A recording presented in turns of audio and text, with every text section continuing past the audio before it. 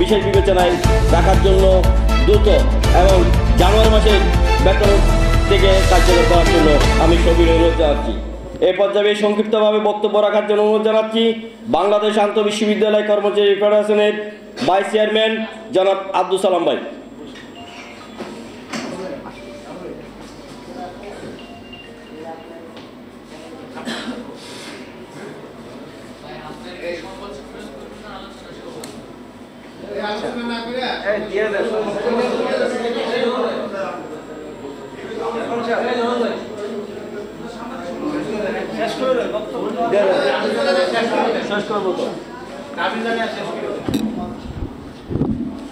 বিসমিল্লাহির রহমানির রহিম। আন্তঃবিশ্ববিদ্যালয় কর্মচারী ফেডারেশন কর্তৃক আয়োজিত আজকের এই সংবাদ সম্মেলনে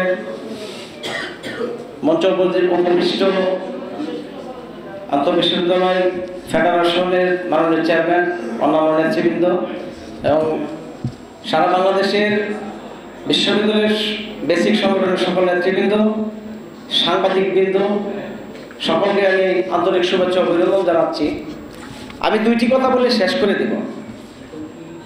আজকে বাংলাদেশ সরকার বৈষম্য বিরোধী ছাত্র জনতা আন্দোলনের পক্ষ থেকে এই সরকার গঠিত হয়েছে। তাহলে সেই বৈষম্য তো দূর করার জন্য তারা এসেছে। বৈষম্য কোথায় দূর করলেন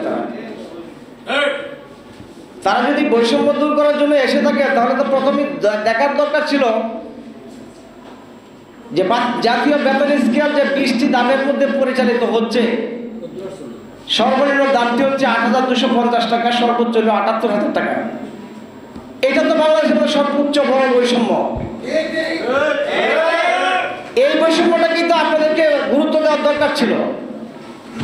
আমরা বাংলাদেশ আন্তঃবিশ্ববিদ্যালয়ের কর্মচারীগণ যাদের সেবা নিয়ে আজকে যারা সচিব হয়েছেন তারা কোনো না কোনো বিশ্ববিদ্যালয়ের ছাত্র ছিলেন, যারা উপদেষ্টা হয়েছেন তারাও কোনো না কোনো বিশ্ববিদ্যালয়ের ছাত্র ছিলেন। এই আমাদের বিশ্ববিদ্যালয়ের কর্মচারীদের সেবা নিয়ে আজকে আপনারা শিক্ষাগত যোগ্যতা অর্জন করে সচিব হয়েছেন, উপদেষ্টা হয়েছেন, আর আজকে আপনারাই আমাদেরকে ভুলে গেছেন। আপনাদের বৈষম্য কোথায় দূর করলেন? আজকে 200 টাকা টিফিন ভাতা, একটা চার দাম 10 টাকা হলে একটা যদি সিঙ্গারার দাম 10 টাকা 20 টাকা, তো মাসে অন্তত 600 টাকা টিফিন ভাতা থাকার কথা। চিকিৎসা ভাতা 1500 টাকা। এই 1500 টাকাতে এক মাস একজন চিকিৎসা করতে পারে না 5 জন সদস্য নিয়ে। আপনারা আবার বলেছেন যে একটা পরিবারে 6 জন সদস্য থাকে, বাবা মা স্বামী স্ত্রী 2 সন্তান, 6 জন সদস্যের মধ্যে 1500 টাকা মেডিকেল ভাতা। তো এই যে বৈষম্য, আপনারা বৈষম্য দূর করতে আইসা বৈষম্য কোথায় দূর করলেন? আপনারা মহার্ঘভাতা দেওয়ার একটা প্রতিশ্রুতি দিয়া আপনারা দ্রব্যমূল্যের দাম বাড়িয়ে দিলেন, আর এখন বলতেছেন আপনারা বেতন মহার্ঘভাতা দেওয়া হবে না। তাহলে এই যে ব্যবসায়ী সিন্ডিকেট যে জিনিসপত্রের দাম বৃদ্ধি করলো মহার্ঘভাতার নাম শুনে, সেইটা নিরসন করবে কে? আপনারা সরকারের পক্ষ থেকে একবার এক এক কথা বলেন। আসলে তো পাগলের মতো হয়ে গেছেন আপনারা, দেখছি পাগলে যা বলে আপনারা পাগলের মতো কথা বলেন। আপনাকে কে বলছে মহার্ঘভাতা দেওয়ার জন্য? আমরা দাবি করে আসছি নবম পে স্কেলের জন্য। আপনারা পে স্কেল 10টা ধাপে পে স্কেল ঘোষণা দিবেন। আপনাদের নিজের উদ্যোগে বলেছেন যে আপনারা মহার্ঘভাতা দিবেন, কিন্তু এখন দিয়ে একবার বলেন দিবেন, সচিবে বলে যে অচিরে পেয়ে যাবেন, উপদেষ্টা বলে যে আমি এটা জানি না। তাহলে আপনারা কোথায় আছেন? আমাদেরকে খেয়াল না মনে করছেন?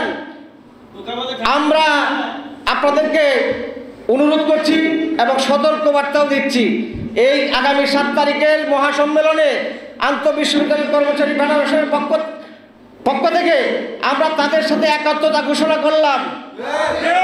আমরা সকলেই নামব। যদি আমাদের পে স্কেল না দেয়, আমাদের মহার্ঘভাতা যদি না দেয়, আমরা সারা বাংলাদেশের সকল বিশ্ববিদ্যালয়ের কর্মবিরতিতে যেতে বাধ্য হব ইনশাল্লাহ। আমি আমার সংক্ষিপ্ত বক্তব্য দিকে তো না করে এখানে শেষ করছি। ধন্যবাদ সবাইকে। আসসালামু আলাইকুম।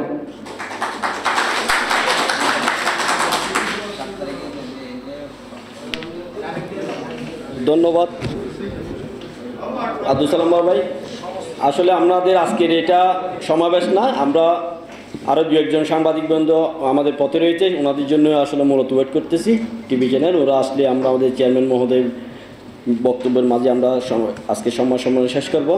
ওই জন্য আমরা কয়েকজনকে বক্তব্য দিয়ে আসলে কালক্ষেপণ করছি, এটা আপনারা অন্যভাবে নিয়েন না। আমি এই পর্যায়ে বক্তব্য রাখার জন্য অনুরোধ জানাচ্ছি